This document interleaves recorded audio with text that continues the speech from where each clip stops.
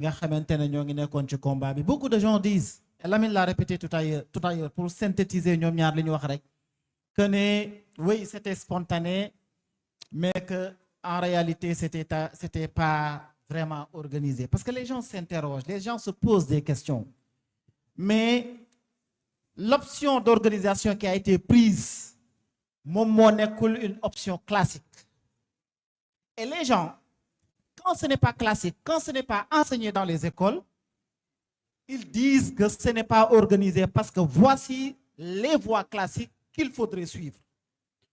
Nous avons choisi de casser ces codes-là.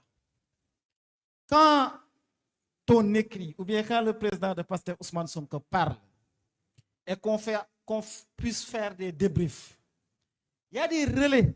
El Malik mi li mu amoon ci groupe relais bul xam nu mu toll. Moi j'en avais, d'autres en avaient.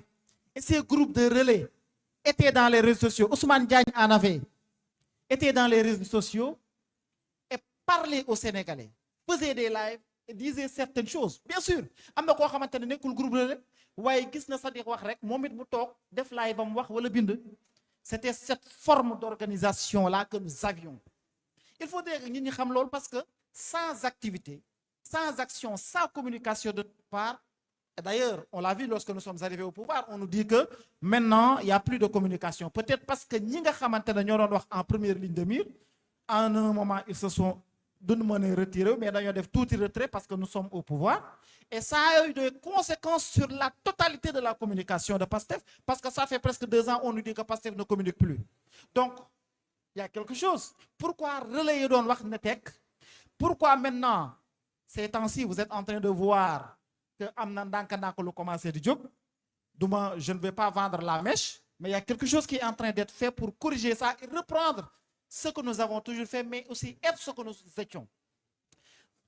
Les écoles classiques qui enseignent la communication, qui enseignent le journalisme, l'enseignent selon leur compréhension, mais selon également leurs auteurs et leurs stratégies en communication et leurs stratégies en journalisme, liñ leen di jàngal dans les écoles. Nous l'avions appris dans les écoles, c'est vrai. Mais après l'avoir appris à l'école, vous êtes pratique ba. Boy pratiquer, il y a 2 choses. Soit da ngay pratiquer stricto sensu li nga jàng doxal ko, Macky Sall xam ko, ay stratégie am xam ko, ñu jàpp la tëj ci kaso bi kase la, ou alors nga jaar ci ligne yoo xamante ne xaaruñu ko. Et c'est ce que nous avons fait grâce à énormément de relais, énormément de gens yoo xamante ne ngi doon def liggéey bu mucc ayib.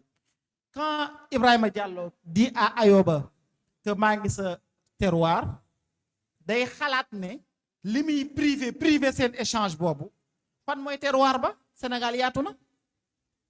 Am na koo xam ne peut-être mën na ne Ayoba Mboro dëkk waaye fan ci Mboro bu dee ab dof mën na jubali ci kër ñoom Ayoba doo ko fa fekk. Il y avait énormément de formes de communication que nous avions, mais ce que Jotna faisait, man, en un moment, ma femme m'a dit dernièrement, mais yow yàgg Lamine xanaa dañ leen a dëddale parce que de 2021 à 2024 Lamine Niang, Mame Mbaye, Ibrahima Diallo, Nafissa, El Malik, chaque fois dama doon dégg yaa ngi ci réunion yaa ngi ci la, mais maintenant dafa mel ni dafa am cassure. Nous sommes arrivés au pouvoir. Heureusement, bi nga xamante ne Ayoba mi ngi expliquer réellement fi ñu jaar ci côté comme et que les gens de l'extérieur ne l'avaient pas compris. Mais heureusement, tu viens de le dire et c'est important. Je me le permets de le tutoyer. Je tutoie un camarade de parti, mais c'est le président de l'Assemblée nationale. Donc, tu as raison de le dire. Et je pense que le plus important aujourd'hui pour nous de Pastef, c'est foofu laay daanele dans la communication. Je parle de comme moi. C'est non seulement de reprendre la communication, mais de véhiculer de manière positive les actions du gouvernement. Wax ci taxaw ci bu baax a baax. Ku ñu ci fekk si parce que c'est le gouvernement ci yoon wi nga ne ci nga bokk yaa ñu ci fekk. Gaay ku ñu si fekk si wul yaa koy wéetoo sa problème la. Lii mooy li ñu war a gëm war ko taxawee am ci fula.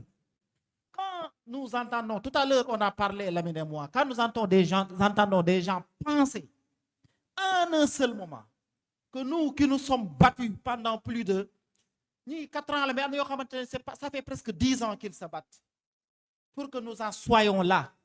Hey, on ne le fait pas pour Ousmane Sonko, ni pour Bassirou Diomaye Faye, ni pour El Malik. On le fait pour le Sénégal. Et moi, je refuse que quiconque parmi ces 3 cités gagne le Sénégal, y compris vous-même. Donc, on va se battre pour ce pays. Donc, nous avons la responsabilité d'être unis. Si nous ne prenons pas cette responsabilité, am fulaay fayda and nek ben pour réew mi baax buñ ko ñàkkeewee fayda suñu problème la yàlla am na fulaay indi ñeneen ñuy defar réew mi loolu laa amoon lu ma ci wax ci wàllum communication jërë ngeen jëf. Jërëjëf monsieur Sadir Top, toujours égal à lui-même. Je voulais remercier bu baax a baax monsieur Lamine Niang Ayoba Faye ak Sadir Top. Je vous invite à rejoindre vos places sous vos applaudissements s'il vous plaît. Nous sommes presque à la fin de cette cérémonie. Avant de passer à la séance de dédicace suivie d'un cocktail, permettez-moi d'adresser quelques remerciements. Alors, Excellence, monsieur El Hadj Malick Ndiaye va se retirer.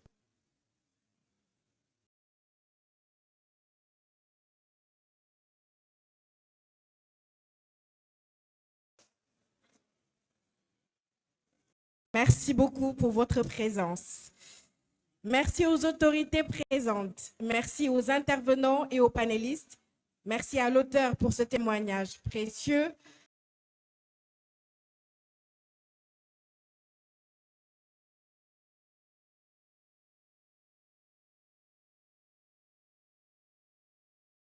Et merci à vous, chers invités.